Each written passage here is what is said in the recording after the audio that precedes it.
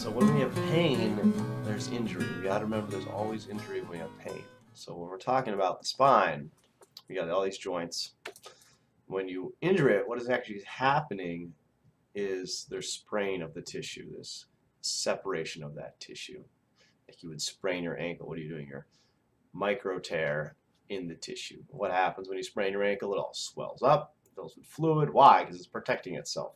It's telling you, hey, maybe you shouldn't be twisting me and putting all this pressure on me because I need to heal. So ligaments and joint tissue don't have the greatest blood supply. So we need that inflammation to help the healing process and to add a layer of cushioning that protects us and tells us, hey, don't do that stuff. Take it easy because there's injury. So we can see just based on that why ice is not always the best idea, especially if we're going to be going around and moving. So hey, we're numbing this area, we're numbing the nerves. Also, we're getting rid of the inflammation, which is our protective layer and our healing factor layer.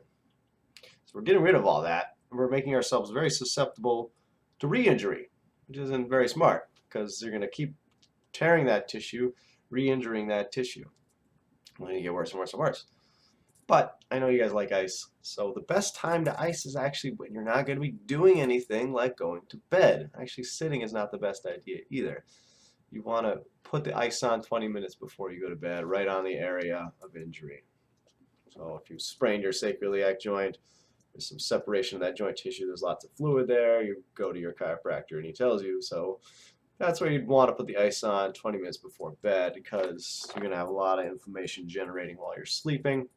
So it could be a little stiff in the morning, but still, it's better to let the inflammation go. It's going to be stiff in the morning, but the best thing you can do is get up and get moving. So there's another thing to do, and we'll talk about that, is walking is one of the best corrective exercises, but we got to walk correctly because if we don't, we're going to further the injury. All right, so something caused this injury to be there, and for most of you come in, I didn't do anything. I didn't do anything. So we got to figure out what you did. And usually it's not that you did something crazy, you did something little, and there was just so much trauma and muscular imbalance that weakened our spine. We lost the stability, atrophy of the muscles, leading to joint injury for no apparent reason. You've heard me talk about these sacroiliac joints before, how they're one of the most stable joints in the body, but everyone's always spraining them. Why is that? So we put all our pressure there. We put our center of gravity on our sacroiliac joints instead of our hip joints. So we'll go over how to do that. But what about heat? Since we're here, we talked about ice, let's talk about heat. Heat, I actually am a bigger fan of heat than I am of ice. Well, I've changed my mind on this. You know, when I was taught in chiropractic, we like the ice, put the ice on everything. But the moist heat actually does loosen up the muscles, brings more inflammation to the area. But if you're going to go sit around, watch TV after putting it, or with a heating pad, that's when you can hurt yourself. There's going to be lots of inflammation and you're just going to feel worse. So the best thing to do after you've done some heat is actually try to do some of these walking exercises. So if you're really stiff and you're like, oh, I just can't do it, let me take a nice hot shower, bubble bath, and then get moving right away with some walking. Walking's decently safe, depends on the injury. We want to be careful with our bodies. A lot of people jump right into doing some yoga moves or stretching. What if somebody said to me the other day, it's like, oh, I can't move functionally like you tell me to, so I decided to go do a plank. It's like saying I can't lift this 50-pound weight, so I went and lift this 100-pound weight. We have to learn to move functionally first. It's the obvious answer. I mean, it's not that it's obvious, it's just we've learned so many lies. We've inherited so many lies about our bodies, and we're automatically going to the stretching. We need to stretch it out. So it's hard to go from that idea to a strengthening and a functional stretch where you're building up the weak muscles as well as just stretching the tight muscles, because often we just don't know when we're stretching. It's like, oh, people tell me all the time, and I can see them, they're stretching one side of their neck. As soon as I look at them, like the tight side is the opposite side. You're stretching an overstretched muscle. It feels tight, it feels injured, so you're stretching. Usually if it's the painful side, it is that area of sprain. So you're constantly stretching the area of injury. It's not always the best idea because you're just going to make it feel worse. And you know you make it feel worse, but you keep stretching it. That's the definition of insanity, right? Expecting a different result, but doing the same thing. So, ice and heat, how I would do it. and maybe I'll write this down for you. We'll do 20 minutes of ice right before bed, right on the area of injury. In the morning, you're going to do some heat, and that's when you're going to do some walking. So we're going to ice it, sleep, we're going to rest it, then we're going to heat it just to loosen it up, get a little inflammation in there, and then we're going to get rid of that inflammation by actually moving. Because when you're moving and your joints are moving, it's actually going to be pumping that inflammation out, spreading it out. Otherwise, it's just going to keep generating inflammation there and edema in the joints, and that's uncomfortable. And if it puts pressure on your nerves, sometimes you get a little numbness from just swelling itself, pressing on the nerves. The problem is most people just have chronic injury in their back. It's always there. So you just have these acute injuries coming up from really no major trauma at all. They just keep popping up just because there's no stability of the spine. So any little normal daily activity injures your spine. You shouldn't go to sleep at night and wake up injured. That shows severe instability of the spine. So we're going to talk about resting positions first, and then we're going to talk about walking. So we're going to get technically our stretching in first, just to help us move a little bit better.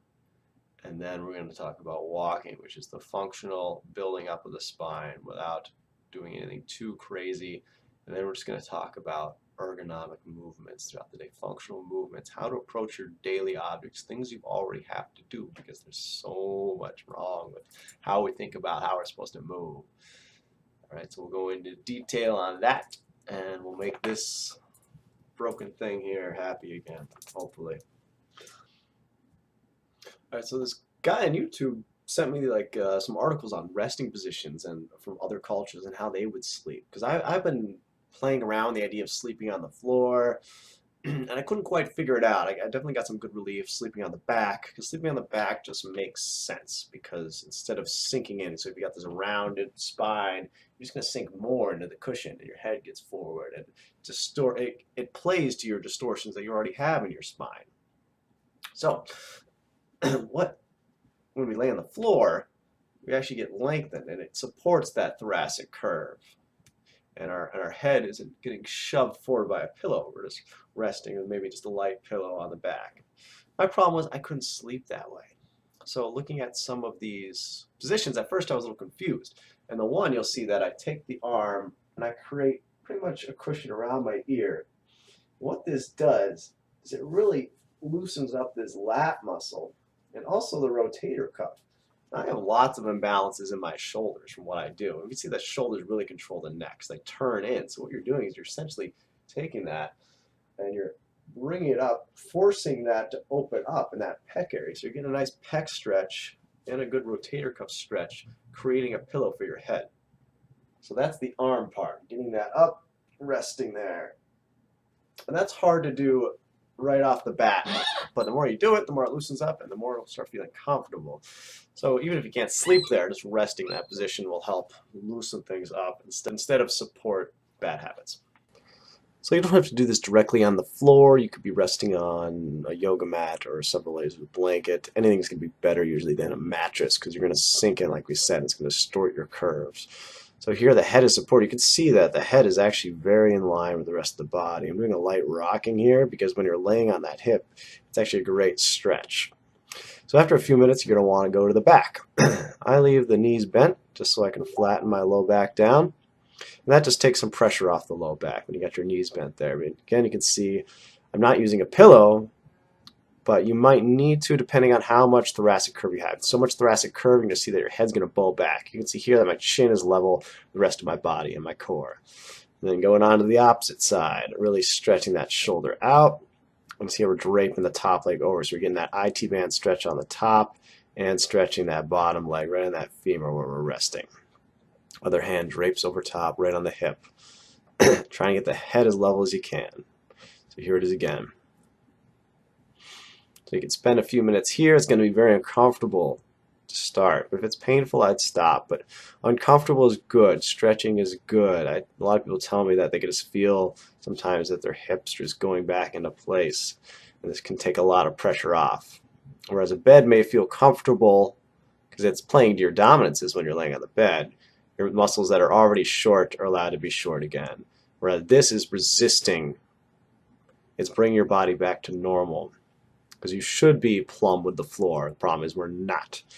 Our curve should be in a straight line. Ear, shoulder, hip should be in a straight line. We're just not in our culture, just because of all the things we do wrong and how we move. So this will help resist that, and it's a good stretch to bring you back to normal.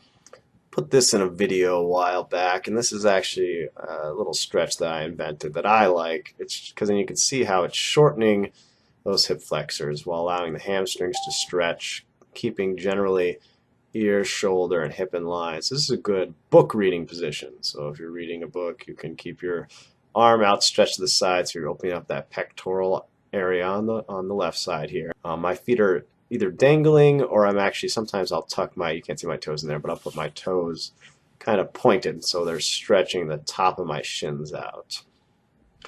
It's usually the calves are overstretched in most people. They think they're tight, but they're not. They're really just overstretched. So when you point your toes, you're actually activating the calf, which is good. It's still a resting position, but at least you're bringing those weak muscles that are overstretched into a shortened position. So getting up and out of the chair is important too. We don't want to round to get into that chair. We want to do a nice little hinge into the chair. Kind of make it easy. And the same thing when you're going out. Use your arms to go up. Treat it like, what are we doing now? We're doing a squat, right? Same thing with the car. Get in nicely. Don't twist your way in. How to sit at a desk.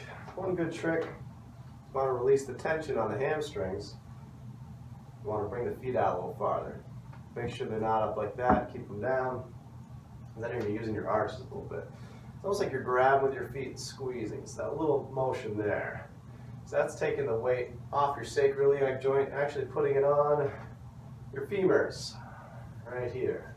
That's where we want to rest, is on our femur joints, because then we're actually creating some motion on the femurs. We're breaking apart that tight tissue, and we're resting on those joints where we're supposed to be instead of here. And that actually helps everything else. It helps your neck, helps you get into this. On the suboccipital video, we talked about an exercise that looked like this. This is where you start.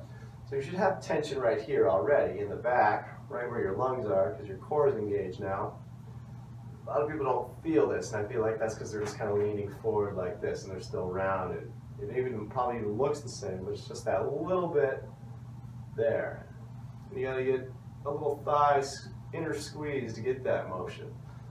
So work with that. Try to feel that, resting on the hips, and then doing that little exercise, going down. Get a little shake as you go. Taking a deep breath in. That's in the suboccipital, but this is also a good stretch to get out of pain. We're taking a lot of the tension off the hamstrings here. So this will be a good one to do before you walk. The key is, a lot of people are just like, okay, I'll just go down, and they go down, they're rounding. But you gotta keep that lengthening. It's the same thing if you're standing and touching your toes. A lot of you touch the floor easily, but if you try it again with your spine straight and your core tightened the whole time, you're not gonna get nearly as close to the floor, but you're gonna feel even a more intense stretch. And that's what we're trying to do here. Instead of just rounding into the posture, we're lengthening first. We're setting up that hinge, hip hinge, and then going. And you'll feel a much bigger difference. You want to feel it. It's not about just going through the motions. That's what gets us into trouble in the first place, just going through the motions. Not walking properly, not moving properly, not interacting with our objects properly, not sitting properly. That's what gets us into pain. It's not going to the gym. Same thing, we get out of the chair. So the gym, right? That's what a lot of people get in their heads, like, oh, I need to go to the gym, I need to do exercise. I've kind of talked about this before with like yoga and stretching. First, we got to strengthen our central structure, our spine, before we can even begin doing those exercises. Yeah, I go to CrossFit. I love destroying my body. People are like, why do you do that? It's like, well, I can't do that unless I have a strong spine. And how I get that strong spine is just through functional movement throughout the day, sitting properly and moving properly and walking properly and functionally. Even in the car, I'm thinking about it. Because when I'm going to the gym, my goals are burn fat, increase my endurance, and build muscle. I try to have good posture, but it's not going to happen because I'm adding on more weight. I'm testing my body, so my posture is going to fail a lot. And a lot of people injure themselves at the gym, maybe not right away, but over time they do, and they just can't do that anymore. And I see that all the time. That happened to me. Couldn't even adjust after a while, just thinking that go to the gym, keep going. And I was just injuring myself because my central structure wasn't strong. So that's my thoughts on that. Got to fix the spine first, and then you can go work on burning the fat. One of Nate's rules is the weight can wait. We can handle the weight. Our body can handle it. Okay, if you're 500 plus pounds, maybe not. But we can lift a lot of that weight. We can handle it. Our body's designed to take that because for every person, there's another version of you that's muscular, and they got a lot of extra weight too, right? They're not fat. They have lots of extra muscle, and the muscle weighs more than the fat. So there's always going to be that person who's big and fat, and like, oh, I need to lose the weight to help my joints. And they're not wrong, but there's another person who's like them, who's muscular. So our body can handle that. It can deal with that. So we just can't think about, oh, if I lose the weight, it's going to fix the joint problems. No. And in fact, sometimes they lose the weight and they get worse because you've changed your center of gravity. Your body's got this belly and it's pendulum and it's shifting the hips in a certain way, and you get rid of that and you're just going to shifting your weight onto another joint because you still haven't taught your body how to be erect and lengthen and activate your core and your posterior chain. You haven't made the central structure strong. So where does this problem with our weak hip flexors come from? I'll give you two ideas. One, obvious, it's the sitting. We're sitting, the knees are bent, hamstring's going to tighten up. The hamstring tightens up, pulls us forward. People are always concerned about their heads in this rounded posture, so they end up doing something that looks like this. And we just consider this normal posture now. We can clearly see the hip is not lining up with the shoulder, and it's really excessive. You notice some people when they're standing, and they don't even know it, but they'll be like way back here. I don't even know how they're doing it. It's tough for me, falling over, because we got to bring more strength to that hip flexor. Why is it weak? Why are we not using it? We got to understand with the sitting. Everyone talks about the sitting, tight hamstrings. Even for me for a while, I'm like, oh, just stretch those hamstrings, stretch those hamstrings, stretch those hamstrings. Are you not stretching the hamstrings? Obviously you're not stretching the hamstrings because you're not any better. So I figured out that it wasn't so much about the stretching, which probably relieves a lot of the issues, but the cause is the weakness. And that's why we're so keen on attacking the weakness instead of always working on the tight tissue. That's what chiropractic does. We work on those tight tissues, the restricted joints, the injured joints, and with the weak tissue, we don't spend as much time on because we can't. You don't want to work on injured tissue because it makes it worse. It's already sprained. And a lot of people come in, they got pain here. I'm like, well, I'm going to work on the tight side, which is usually the opposite side. They're like, oh, and they don't feel better right away. It's because there's injured tissue. So there's injured joints. There's a sprain. It's going to take some time to heal. The best I can do is take the torsion out of the rest of your body so you're in a place where you can heal a little bit better. But we still have to strengthen. So there was a lot of imbalance there. There's also weakness that hasn't been addressed. So you might feel a little bit better, but it's going to come back, right? We all know it comes back. So, shoes. We have a heel on our shoe. So that's a bit of a cushion when we're walking. So when we're walking, we don't need to control our gait as much. That impact, that stride, because we have the cushion. Now if you're barefoot, or if you're trying to, almost like being sneaky, if you're trying to walk around, silently you'll notice, ooh, it takes some muscle here to do that motion, does it not? That hip flexor muscle guides our stride, it controls it. You'll notice if you take short, shallow steps, you're only working your hamstrings. But if we take longer strides and we try to limit the impact, I feel off balance almost. You ever see people creep around silently and doing like that stealth walk? Like not on the toes, but it's a workout, right? So that's almost what you want to think about, because what you'll notice is that it's going to force your hips back underneath you. So you're going to be using those hip flexors more. It might even feel like your abs to you. Today we're going to talk about the femoral acetabular joint here. So we got this part of the pelvis, which is a ball and socket joint, supposed to have a lot of motion. So it's got a ball that actually goes in there, which we call our femur head. And that goes down into the biggest bone in our body. That's your big leg bone right there. Problem is, this joint is often very restricted, whereas these joints, your sacroiliac joints, are hypermobile, too much movement, lots of inflammation. You guys know herniations at these bottom two discs are very common, L4, L5. So the problem is we need to strengthen, we need to stretch. So let's fix it.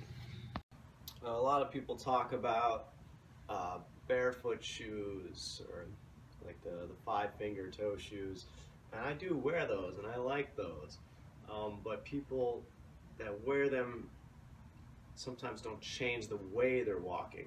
Just because you're wearing something without a heel doesn't mean that you will correct your gait. It doesn't mean to be using that hip flexor more. Now usually, if you don't, you're going to start bruising your heel. So in a way, it's going to train you not to do that. But since we're usually walking on flatter, cushioned surface, anyways, people can still get away with being dominant with their hamstrings. Because people don't want to take the long stride because they're like, oh, I'm going to hurt my heel because now I have no cushion at all. So they kind of hurt themselves even more in a way because they stop doing a longer stride because they don't know how to control that muscle yet. So some people get into trouble with the barefoot shoes. But yes, you can still do it with shoes. You just got to control your gait.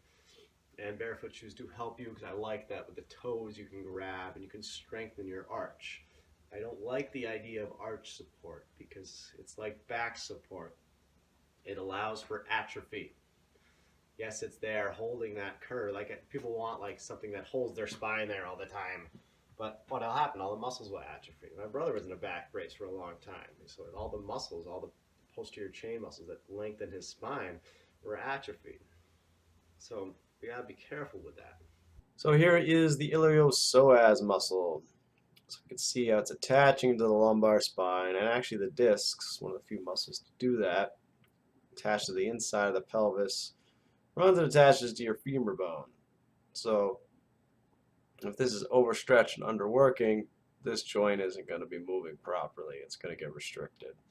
And also it's going to lead to instability of the pelvis because we're not using these muscles and we're using the hamstrings instead. Right. So I know there's a lot of dialogue in this video before we got to this corrective walking exercise, but let's go over it because it's important to get all that hip flexor talk out of the way so you can see that here. So you saw there that I engaged that hip flexor, and that's locking my pelvis down and allowing just the femur bones to move. Really trying to limit the motion of the pelvis, trying to activate my spine. You can see almost like I'm kind of in flexion. And when I'm here, my head goes upright and my hips go forward. So I'm resting on that sacroiliac joint. This is what most people do. So to correct that, you got to engage the hip flexor, tighten that hip flexor, shorten it, and walk from there. So that will be very tiring. And what I'm doing with my arms, I'm pumping my arms there, is actually trying to get my torso moving. And I'll show that another angle on that. So that helps break up a lot of those adhesions in our mid-back because we got all our ribs there, and that's tough for us to move sometimes. So after about like 2 minutes, my legs will start sweating. I can feel my hamstrings stretching, and I got intense burn. There we go. See the switch there? What it looks like? Almost like it looks like I'm about to run, right? You can see that shifting posture. When people run, usually when they run, they're engaging the hip flexor more. It's the difference between like sitting on a bike versus standing on a bike. Same idea. So when we run, our momentum's usually more forward than when we're walking, but you can change that. This is very tiring, so you don't have to do this all the time, but anytime you can throw this in throughout the day, it's very corrective. And so if you're in a lot of pain, this is something that's not going to hurt you. All right, so listen to the impact here at the start, and then it's going to move away to a softer impact. I'm still keeping that stride. You can even see I'm holding the foam, but you can see I'm off balance. That unsteadiness is good, and you're training your brain and you're training your body to work. And then, then we got the big impact again. And just you can see how it's much smoother, and then as soon as I try, and the more you do this, you'll feel off balance, you feel unsteady, and you'll feel a lot of activation of that hip flexor. And that's what you want to go for. This is what everybody wanted to see, my rear. So here, I'm trying to limit that motion of the pelvis, trying to keep it from shifting too much side to side, and you're trying to increase the motion from your femur joints, your femoral acetabular joints, which is the ball and socket joint that's supposed to have lots of movement, and your center of gravity should be on that. Here we can see the hips shifted forward, which we saw before, and now there's lots of sway. You got that swagger going on, and that's shearing those joints instead of using the femurs there like I'm showing. Really keeping it locked down. So when we're lazy, we got that shifting the sacroiliac joint. There we go. Versus motioning from the femurs here, all that restricted tight tissue. So some objects are easier to pick up than others, but we can always do some things right. And the more things we can do right, the better. The more we're going to build our body up instead of breaking it down. One of the errors we see often with picking up things is people say, bend your knees, and they'll do that, but they'll round their posture. They get into this position. So you can see the head's bowed, the spine is bowed. There's lots of pressure on my knees because my knees are going past my toes. You can see that. When they go past my toes, then I'm lifting from this rounded posture. So that's not great for our bodies because we're chronically bending at the spine. The spine is weak. We need to keep the spine erect and lengthened. We need to hinge from our femurs, and this will go back to everything we're talking about today with the walking too. So if I'm going to pick up this object here, instead of rounding to get it, I'm actually going to hinge to get it. So my spine stays straight, and if people know of the good morning exercise it's called, it looks very similar. You're keeping your spine straight, you're hinging from the hips. Spine actually isn't moving. The only thing that's moving is your femur bone. Now some of you might have a light bulb go off because you know that most of our femur hip joints here on the side are very tight and rigid, and when we get older there's no motion really there at all. People are just walking from their low back, right? The femur's not moving at all. They're doing this kind of dance, this little shuffle walk, because we just lose that motion over time because we don't use it. You don't use it, you lose it. It's very simple. Something on the floor is a little harder. So it's okay to straight leg if you want, but I try to keep a light bend. So even then, I bowed at my back a little bit, but I start at hinge first. So this is a deadlift, right? We're going to incorporate these all into exercises because our functional movements should be just our normal exercise throughout the day. So we have a deadlift, we have a good morning exercise, just picking up objects throughout the day. I'm using a weight, but this is 10 pounds. And I know some of your purses are more than 10 pounds, or handbags, whatever, if guys actually watch these videos. So that's just what we're doing there, trying to keep the spine straight. We don't limit the bending. We want to keep it activated, and we want to really use those hip flexors. For both of these, what I really felt is my hamstrings getting stretched. The hamstrings are the big player in all of these things.